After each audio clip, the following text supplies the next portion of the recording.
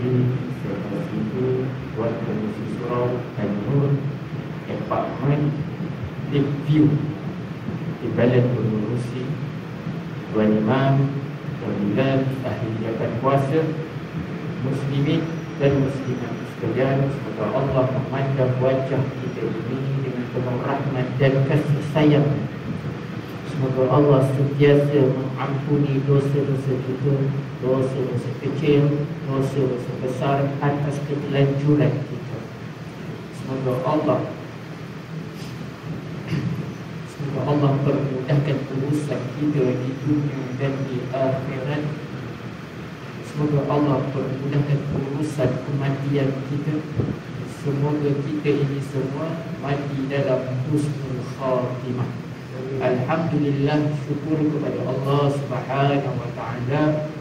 Kita sekarang berada di 17 Ramadan, di subuh 17 Ramadan, dan juga hari ini hari memperingati turunnya Al-Quran nuzul.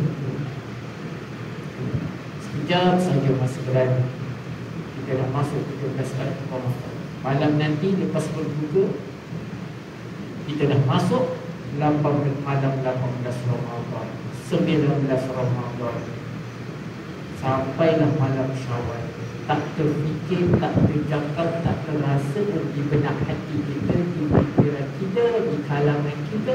Sekejap saja masa berlalu, waktu semakin pendek. Bersesuaianlah dalam hadis Nabi daripada Anas bin Malik, Rasulullah SAW bersabda, tidak akan terjadi hari kiamat itu bila mana kamu merasakan waktu itu semakin pendek, bila mana kamu merasakan setahun itu seperti sebulan, sebulan itu seperti seminggu, seminggu itu seperti sehari, sehari itu seperti 1 jam, dan 1 jam itu seperti 1 kilatan api atau percikan api. Hadis riwayat Tirmizi. Muslimin dan muslimat sekalian, tak terfikir pun, tak terjangkau pun kita. Kita rasa baru sebulan kita sambut Ramadan, baru je lepas bulan, tapi sebenarnya dah setahun dah. Malam ni dah malam 18 Ramadan dah. Dah nak masuk 18 Ramadan, ini 17 Ramadan sebenarnya. Tak terfikir dalam keadaan begini, dan di mana kita meletakkan diri kita di hadapan Allah Subhanahu wa taala. Sejauh mana kita meletakkan diri kita di hadapan Allah Subhanahu wa taala, sejauh mananya azam kita di bulan Ramadan ini untuk kita berubah daripada yang baik, daripada yang tidak baik menjadi baik, daripada yang buruk menjadi yang tidak buruk. Seperti mana azam kita yang kita hendak mengerjakan haji, kita pergi mengerjakan haji, niat kita, azam kita, niat kita supaya kita dapat haji mabrur. Begitu juga kita berada di bulan Ramadan, kita nak satu perubahan yang elok. Ini muslimin dan muslimat sekalian, sedar tak sedar, kita sekarang berada di nuzul Quran, mata pagi subuh nuzul Quran. Penghayatan kita, tajuk sesuainya hari ini bagi pada saya tentang nuzul Quran. Saya tak nak panjang lebar tentang itu semua, tapi pagi ni kita nak berbicarakan, saya nak berbicarakan, kita bermuhasabah diri dalam keadaan nyawa kita belum lagi bercerai dengan jasad, roh kita masih belum bercerai lagi dengan jasad. Sejauh mana kita menjadikan Al-Quran itu sebagai panduan hidup kita? Sejauh mana? Kalau benar-benar kita menjadikan Al-Quran sebagai panduan hidup kita, sebagai manual kehidupan kita, nascaya kita tidak sesat, nascaya kita tidak tersempang jauh, nascaya kita ini menjadi orang yang baik, hamba-Nya yang baik. Al-Quran juga adalah mukjizat Nabi yang Allah berikan kepada Nabi kita, Nabi Muhammad SAW. Tetapi malangnya kita sendiri yang kita mengatakan kita ini umat Nabi, kita sendiri tidak mengamalkannya. Dan paling menyedihkan, kita tahu, kita sedar, kita dengar nuzul Quran, nuzul Quran, nuzul Quran. sepanjang kehidupan kita, 30 tahun, 40 tahun, 50 tahun, 60 tahun, 70 tahun, 80 tahun, 90 tahun, kita tahu tentang nuzul Quran. Kita dengar nuzul Quran, kita tengok TV, kita dengar radio disebut sambutan majlis nuzul Quran. Contohlah ceramah nuzul Quran. Apa itu nuzul Quran? Apa yang dikatakan nuzul Quran? Nuzul itu sendiri merujuk kepada maksud turun atau berpindah daripada atas ke bawah. Daripada atas ke bawah. Ketika itu malaikat Jibril membawa ilmu ayat pertama dari surah Al-Alaq kepada baginda Nabi Muhammad sallallahu alaihi wasallam, dan merupakan ayat Al-Quran yang pertama sekali diturunkan ke dunia. Kita sedia maklum surah ni kan, Iqra' bismi rabbikal ladzi khalaq. Bacalah dengan nama Tuhanmu yang telah menciptakanmu. Bacalah Al-Quran. Bacalah Al-Quran yang telah menciptakan Tuhanmu yang telah mencipta kamu, dengan nama Tuhanmu yang telah mencipta. Tapi dalam sehari, dalam bulan Ramadan, adakah kita pegang Al-Quran? Adakah kita menghayati Al-Quran? Itu pokok pangkalnya. Adakah? Pokok pangkalnya. Nak di bulan Ramadan dikatakan bulan keampunan. Kita tahu kelebihan bulan Ramadan ini, pintu syurga dibuka dengan seluas-luasnya, pintu neraka ditutup dengan serapat-rapatnya. Pintu syurga dibuka dengan seluas-luasnya, pintu neraka ditutup dengan serapat-rapatnya. Itu bulan ini kelebihan bulan Ramadan. Di dalamnya ada turunnya Al-Quran di 13 Ramadan. Dan juga bulan Ramadan, bulan keampunan. Tetapi malangnya di antara kita menjadikan bulan Ramadan ini semata-mata sebagai adat. Kenapa pula Ustaz cakap sebagai adat? Kenapa Ustaz cakap sebagai adat? Cuba kita lihat keadaan kita, umat manusia, umat Islam. Kita ni, bila bulan Ramadan sahaja, tapi Alhamdulillah lah, bulan Ramadan kita ingat Quran, bulan Ramadan kita ingat bangun di tengah malam. Tetapi kita tidak menghayati apa yang ada di dalam Al-Quran, apa yang ada di dalam bulan Ramadan. Kita tak menghayati. Tak tahu betul kita menghayati yang kita berada dalam bulan Ramadan ini, apa yang terkandung dalam bulan Ramadan ini. Dan sekali bulan Ramadan, kita bangun di tengah malam, kita solat berjemaah, lepas solat isyak kita solat sunat tarawih, lepas tu kita bertadarus, lepas tadarus kita balik, kita tidur sekejap, kita berqiyam. Tapi lepas bulan Ramadan kita tidak melakukan perkara itu. Kita jadikan ibadah itu sebagai satu musim. Satu musim. Kita baca Quran, betul, Alhamdulillah, bagus kita baca Quran, bagus kita baca Quran tiap-tiap malam bulan Ramadan. Tapi kita tidak tidak memahami, tidak memuhasabah diri dalam apa yang terkandung dalam Al-Quran, tidak menghayati apa yang terkandung di dalam Al-Quran. Contoh yang paling senanglah saya ingatkan kepada diri saya semua, dalam surah Ali Imran ayat 185. Apa dia? Kullu nafsin za'iqatul maut. Sambil sepotong ayat itu. Setiap jiwa yang hidup pasti akan merasai mati. Kita tahu, kita baca ayat ni. Tetapi adakah kita menghayati atau bermuhasabah diri dalam keadaan kita ini, yang apa yang Allah katakan di dalam Al-Quran? Al-Quran ini kalam Allah, kata-kata daripada Allah. Tapi kita banyak mendustakan. Betul, kita banyak mendustakannya. Ramai yang banyak mendustakannya. Apa? Kenapa Ustaz kata ramai yang mendustakannya? Sebab kita anggap diri kita ini hidup selama-lamanya. Kita anggap diri kita hidup selama-lamanya. Kalau betul-betul kita menghayati Al-Quran ini, nasihat kita menjadi orang yang baik, tak akan melakukan dosa, sentiasa menjaga akhlak kita, menjaga ibadah kita, menjaga hubungan kita, hablum minallah, hablum minannas, menjaga hubungan kita dengan Allah, menjaga hubungan kita dengan manusia, sesama kita. Sebab apa? Sebab ya Allah, Aku ini hidup tak lama. Aku hidup tak lama. Belum tentu lagi aku akan dapat habiskan kuliah semua. Belum tentu lagi aku akan dapat habiskan bulan Ramadan ini. Belum tentu lagi aku akan dapat merayakan Aidilfitri bersama ahli keluarga. Belum tentu lagi aku dapat melangkah pulang ke rumah, naik ke atas, naik ke rumah. Tiba-tiba Allah cabut nyawa. Muslimin dan muslimat sekalian, tu ayat tu je.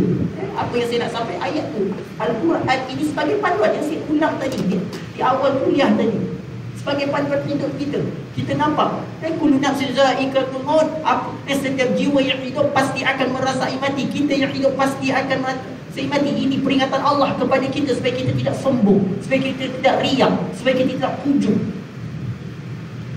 Tetapi hakikatnya kita ini sentiasa melakukan maksiat, sentiasa melakukan kemungkaran.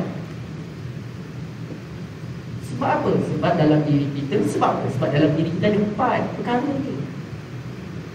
Apa dia pula Ustaz? 4 perkara ni Ustaz. Itu Isra. Isra. Apa itu Isra Ustaz? Isra itu yang menegahkan kita kembali kepada Allah, bertaubat kepada Allah Subhanahu wa taala. Dan peringatan demi peringatan dalam Al-Quran, Allah ada sebutkan Al-Quran ini akan diangkat. Kita tahu di akhir nanti bila kiamat akan tiba, Al-Quran ini akan diangkat. Kita tahu. Kita tahu lebih 1400 tahun Nabi telah meninggalkan kita. Apa yang Nabi bagi tahu tentang dalam hadis-hadisnya, dalam sabda-sabda tentang peristiwa akhir zaman yang kita sedang lalui, kita tahu. Tetapi disebabkan Isra ini ada pada diri kita, kita makin jauh daripada Allah Subhanahu wa taala. Itu hakikatnya. Ustaz, ada bukti ke Ustaz yang mengatakan bila nak kiamat nanti Al-Quran dinaikkan? Ada ke Ustaz? Ada ke Ustaz?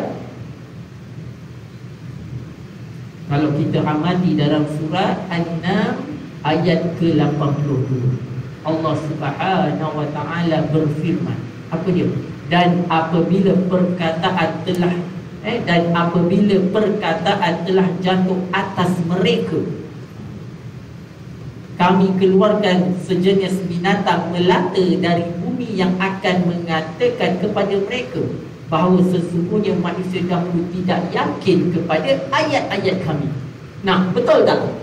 Kita tidak yakin. Allah kata kita ni tidak yakin pada ayat-ayat Allah, Al-Quran. Yang saya sebut senang, saya sengaja ambil surah Ali Imran ayat 185 ni. Kullu nafsin za'iqatul maut, sesungguhnya setiap jiwa yang hidup pasti akan merasai mati. Kalau kita yakin pada ayat Al-Quran ini, sepotong ayat Al-Quran ini, nascah yang saya sebut tadi, kita tak akan melakukan dosa. Kita akan jaga akhlak kita, adab kita. Tapi disebabkan tiada keyakinan, ayat Al-Quran ini dah beritahu setiap jiwa hidup pasti akan merasai mati. Benar, kita dah nampak dah sahabat kita, jiran kita, ahli keluarga kita, mak ayah kita, Allah ambil nyawanya. Tapi masih lagi tiada keyakinan disebabkan Isra. Yang pertama, Isra itu disebabkan janji Allah menangguhkan siksaan. Itu sebabnya Allah tangguh, janji Allah tangguhkan siksaan kepada orang umat akhir zaman. Yang kita ni umat akhir zaman, tidak seperti umat terdahulu. Waktu itu juga buat dosa, waktu itu juga buat maksiat, Allah on the spot bagi balasan. Waktu itu juga buat dosa, Allah upah dia jadi monyet, jadi binatang.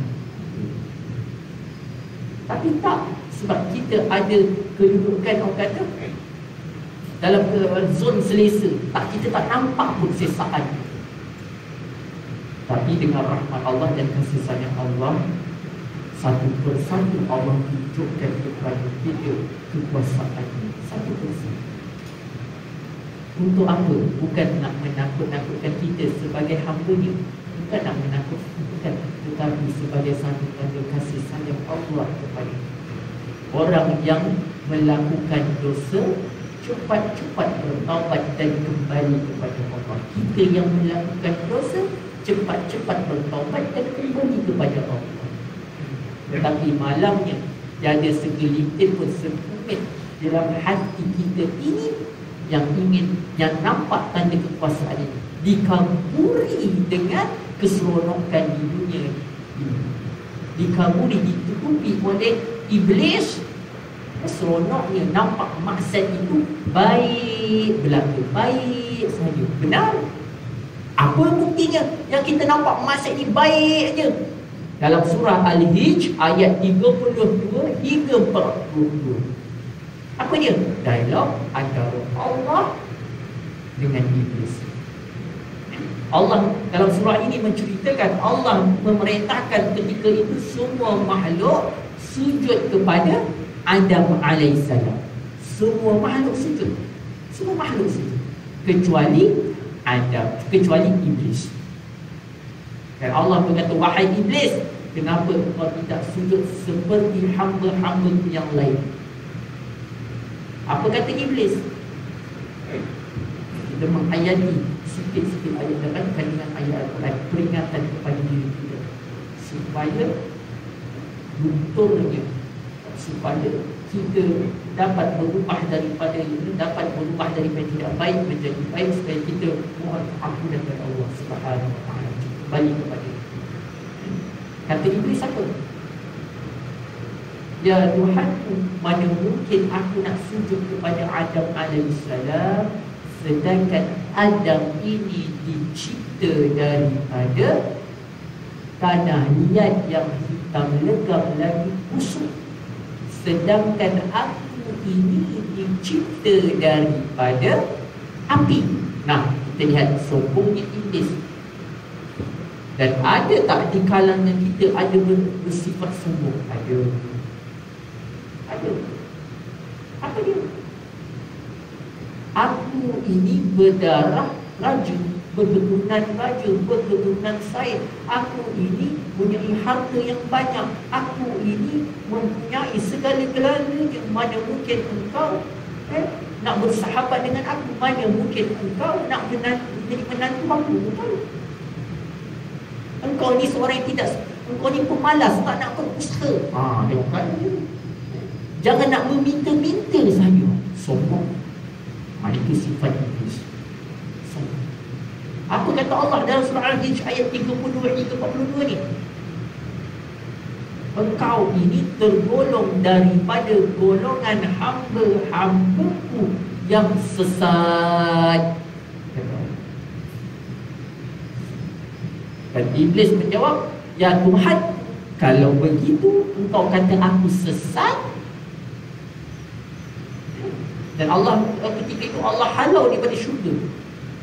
Kalau begitu kau kata aku sesat, aku mohon kepada kau, panjangkanlah umur sehingga hari kebangkitan, dan aku akan nampakkan mereka semua, anak cucu cicit Adam ini, nampakkan maksud itu baik berlaku. Sebab kita nampak maksud itu baik aja di pandangan mata. Dan aku akan berusaha bawa cucu cicit Adam ini bersama-sama aku ke lubang neraka. Dan itu sebab kita nampak maksud, kita nampak maksud itu baik aja. Kita nampak jiran tetangga kita tidak buka aurat, kita tak ada rasa sensitivity. Kita membiarkan isteri dan anak-anak kita, cucu kita tidak buka aurat dengan sempurna. Sebab dalam surah ini kita melihat sifat hasutan syaitan ataupun iblis ini. Ustaz, apa kaitan syaitan dengan iblis ni? Kalau kita amati, kalau kita belajar kitab Talbis Iblis, syaitan ini, iblis ini adalah monyet kepada syaitan. Ada kalau nak ceritakan apa ni, kita masuk bab sikit selit.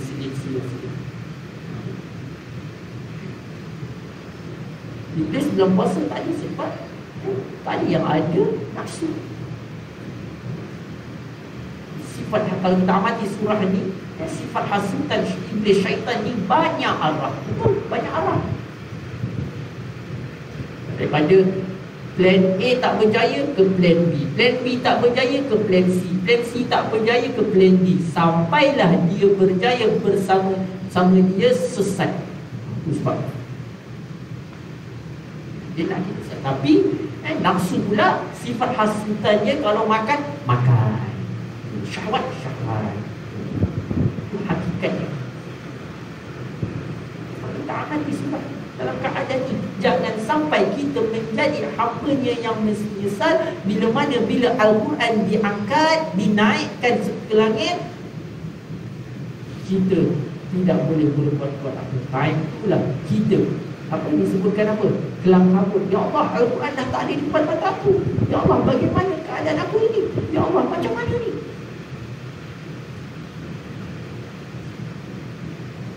Jangan sampai kita menjadi hamba-Nya yang rugi. Jangan sampai kita menjadi hamba-Nya yang menyesal.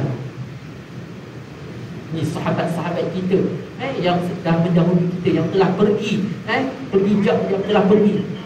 Allah panggil menjumpa di dalam surga kita, mengangkat tangan, mohon dihidupkan kembali. Ya Allah, hidupkan kami, Ya Allah. Untuk kami melakukan amal soleh, melakukan banyak bersedekah, untuk kami baca Quran. Tapi kata Allah, dah terlambat. Aku bagi kau hidup 30 tahun, 40 tahun, 50 tahun, 60 tahun, 70 tahun, 80 tahun, 90 tahun. Apa yang kau buat? Engkau mensia-siakan kehidupan engkau. Peringatan demi peringatan yang telah disampaikan oleh Nabiku, oleh Rasulku, oleh kekasihku Nabi Muhammad SAW, tetapi engkau tidak ambil endah.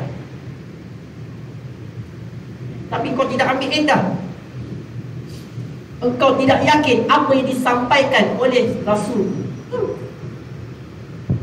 Jadi keyakinan kita, kalau kita betul yakin, kita menjadi orang yang baik. Apa buktinya kita tak yakin dengan ayat-ayat Quran, ayat-ayat Allah? Kita masih lagi 50-50. Benar, kita masih lagi 50-50. Ya tak ya, betul ke tak betul. Maaf saya cakap, contoh yang paling senang dalam perundangan Islam, hukum atau hukum syariah.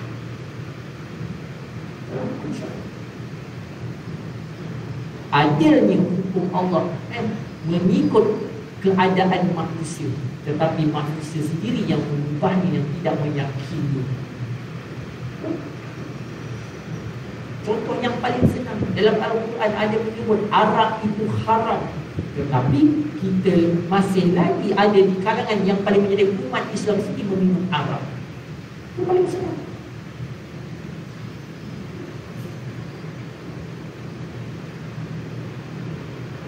Apa lagi banyak dalam Al-Quran memberi sebagai panduan kehidupan kita, tapi kita sering alpa, kita sering lalai, kita merosakkan diri kita sendiri.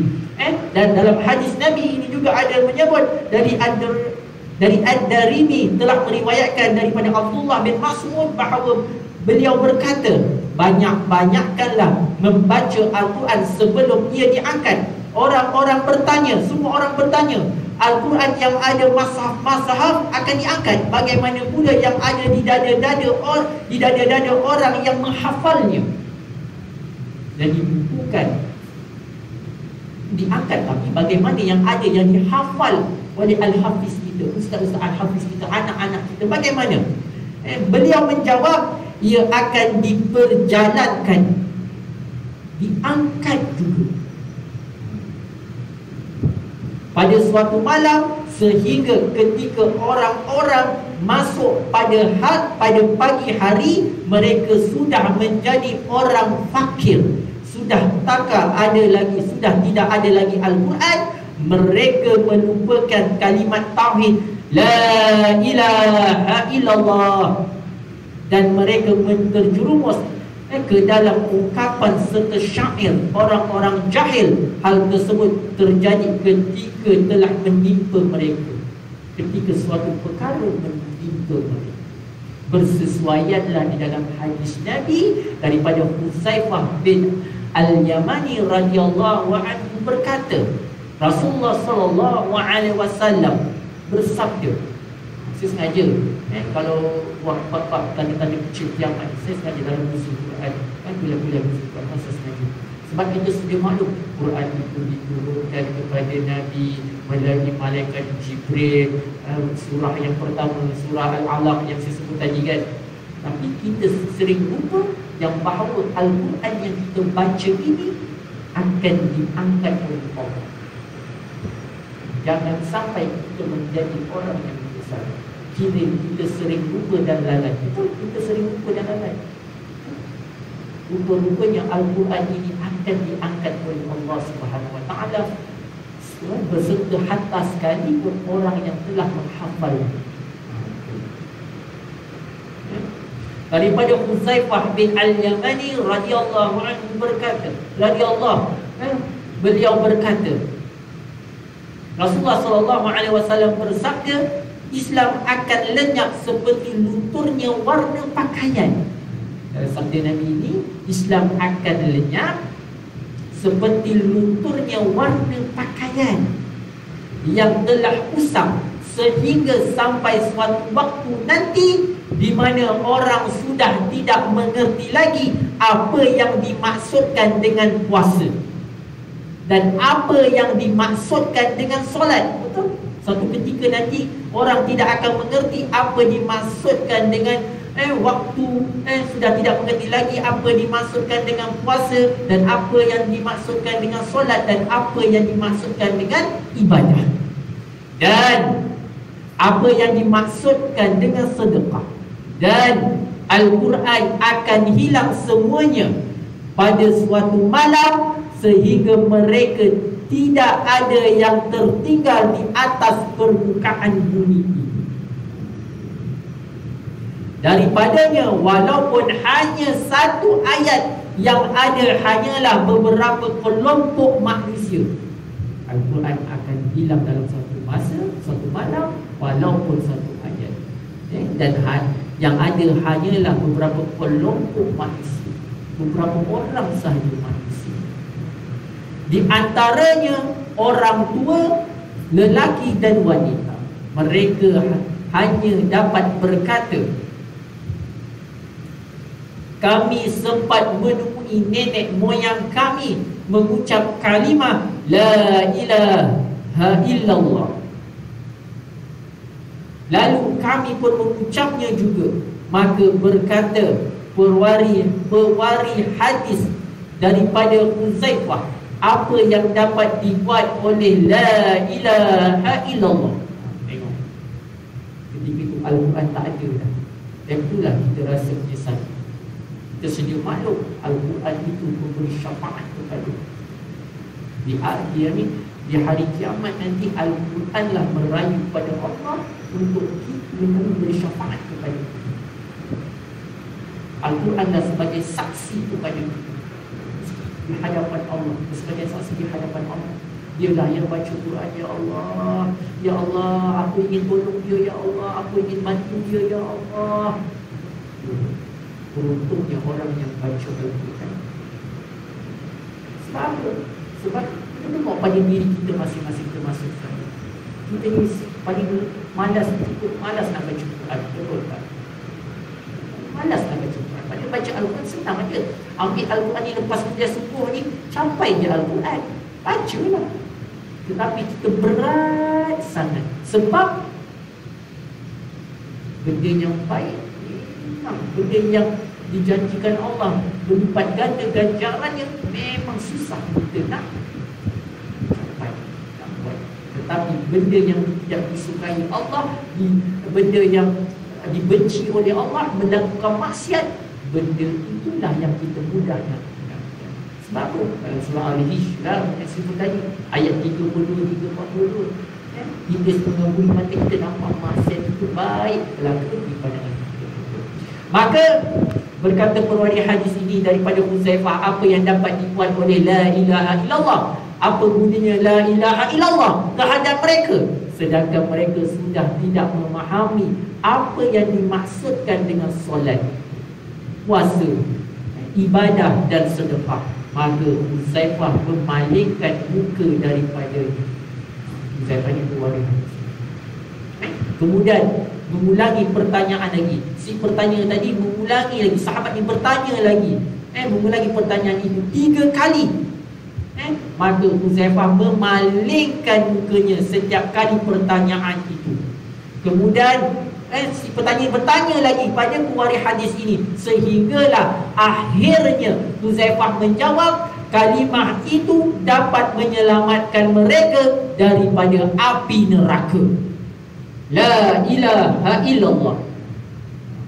Sampai macam tu sekali. Tapi bersesuaian juga dalam hadis Nabi. Ada juga dalam hadis Nabi. Nabi ingatkan para sahabat, sentiasalah memperbaharui iman kalian. Rasulullah SAW bersabda, sentiasalah memperbaharui iman kalian. Rasulullah ingatkan para sahabat, sentiasalah memperbaharui iman kalian. Sahabat bertanya, ya Rasulullah, bagaimana kami nak memperbaharui iman kami? Rasulullah SAW menjawab, sentiasalah mengucap la ilaha illallah, la ilaha illallah, la ilaha illallah. Hadis riwayat Tabrani. Sampai macam tu sekali. Macam tu sekali. Di akhir zaman sampai macam tu sekali, bila Al-Quran diangkat, walaupun telah dihafal oleh sesetengah orang, diangkat dari dadanya, dan ketika itu kita pulang kampung, kita tak tahu nak buat apa.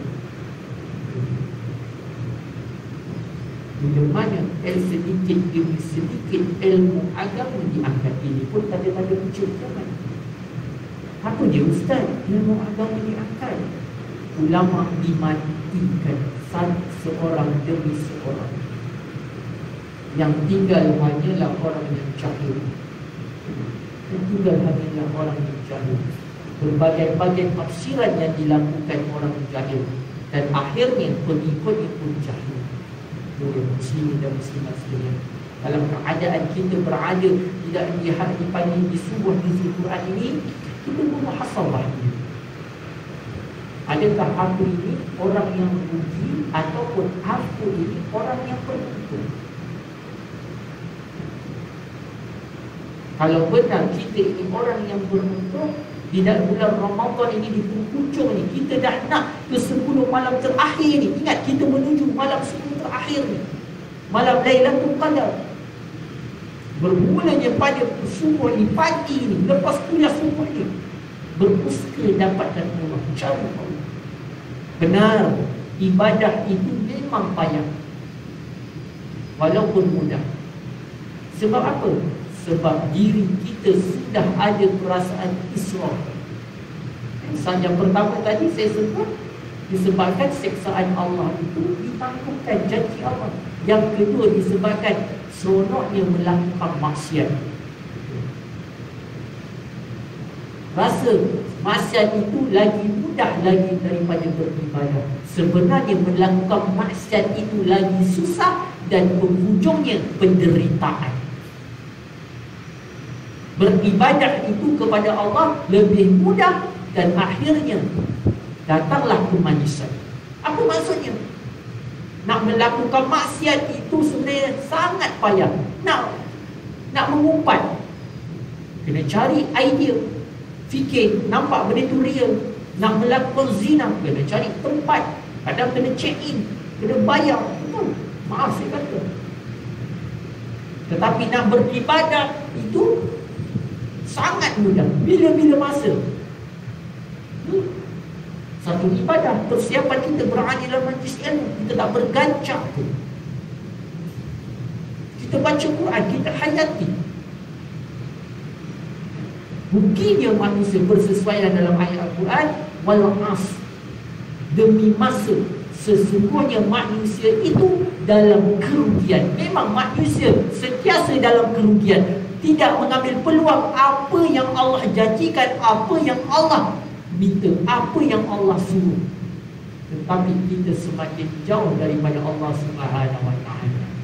Muslimin dan muslimat sekalian, ingat, sebelum saya mengakhiri kuliah ini, jam pun sudah menunjukkan 7:16 minit.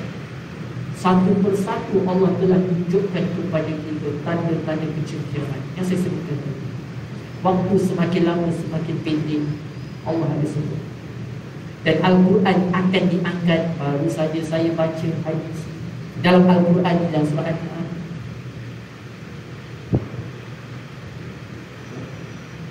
Dan kita lihat pada tanda kecil kiamat apa lagi? Akhir zaman nanti manusia seringkali berdelagak bergaduh, bencana alam di sana sini, tetapi kita masih tiada kesedaran dalam diri kita. Kita masih tak ada rasa takut, tapi kita masih tak ada rasa apa-apa pun. Dalam sampaikan dalam Al-Quran ayat dalam surah Al-Imran yang saya bacakan tadi, kullu nafsin za'iqatul maut, setiap jiwa yang hidup pasti akan merasai mati. Pun kita tak ada rasa apa-apa pun, kita anggap hidup ini selama-lamanya. Pokok pangkalnya kita kena kembali kepada Allah. Pokok pangkalnya kita kembali apa yang Nabi wariskan kepada kita, Al-Quran dan As-Sunnah.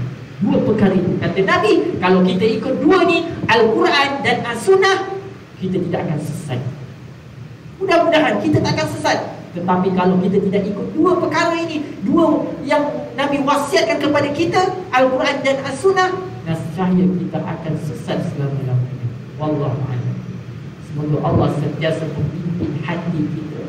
Semoga Allah sentiasa mengampuni dosa kita. Semoga Allah sentiasa memandang wajah kita ini dengan penuh rahmat dan kasih sayangnya. Semoga kita ini semua mati dalam husnul khatimah. Ayat tasbih kifarah dan surah Wal-Ashr.